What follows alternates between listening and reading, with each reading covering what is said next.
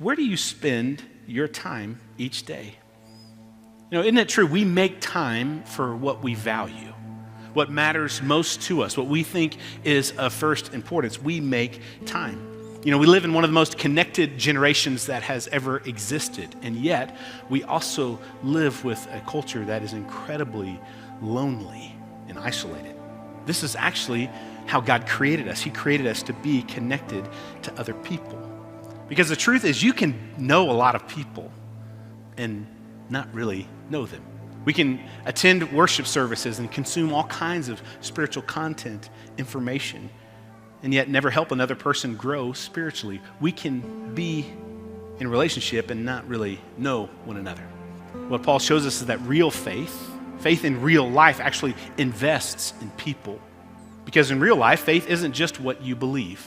And a lot of people talk about things that they believe, but how do they live? How is it demonstrated in their lives?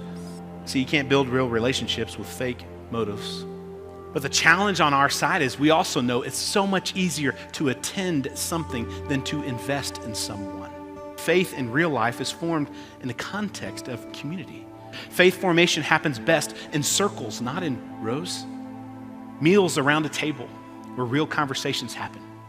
Over a cup of coffee, talking about the true things in our lives. We found ways to connect in meaningful ways because we believe the gospel travels best in relationships.